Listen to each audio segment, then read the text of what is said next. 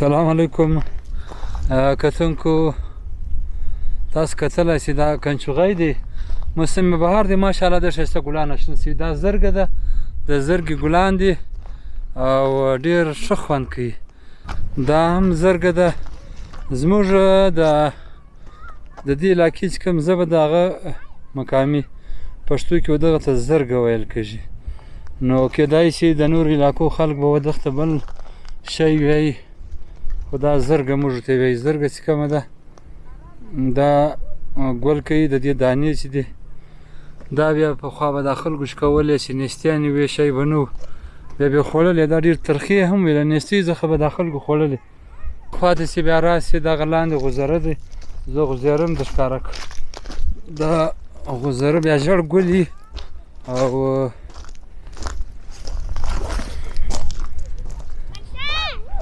دا غوزاره دی غوزاره چې دی د دې ژړ ګلان او دا په د اول پسرلي کې د دې بوټي کېږي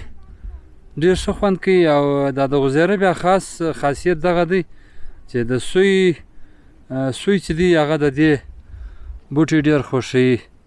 عموما چې چیرې غوزاره وي هلته به سوی خامخا وي دا غوزاره دی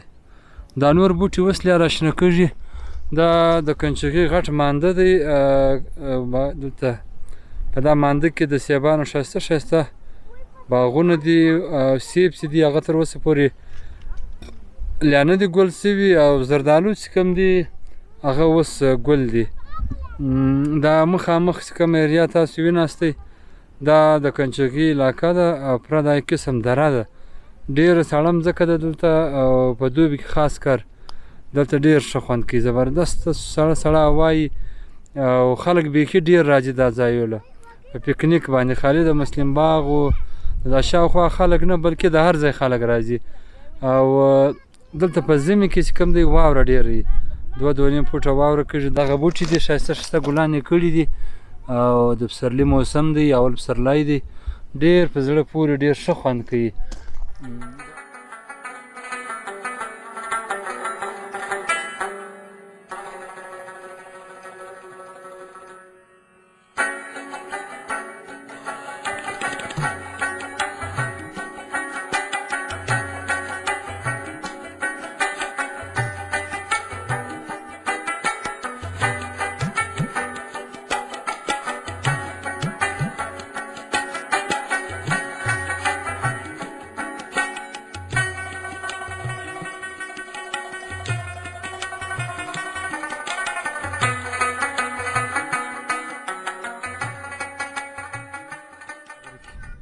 مخامخ چې بیا کوم غر دی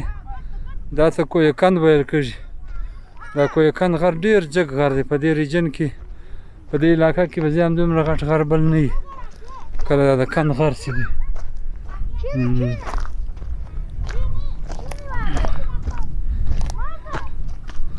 او په دا غره کې مختلف بوټي دي تاسو ویناستئ چې د بهار موسم دی او اوس لا څوکه مځکه راشنه کېږي دا د سپاند بوټی دی سپاند د بوټي دا خاصیت دی چې پر یوه ځای باندې دا یو وار راشین سو چې بیا له بیخه ونه کاږي دا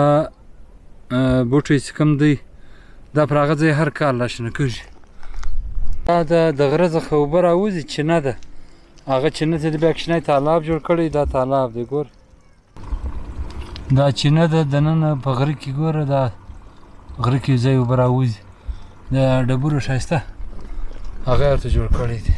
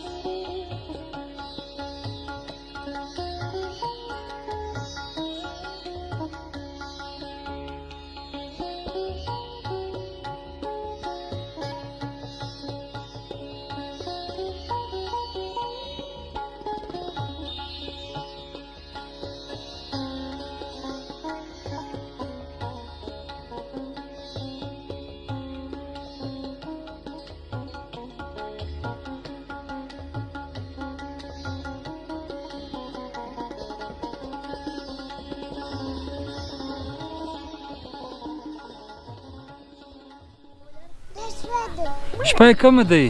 بالا دی څه کوي بالا څه کوي ها پشونه خوري د چا پشونه خوري د بل پشونه چی تاش کولی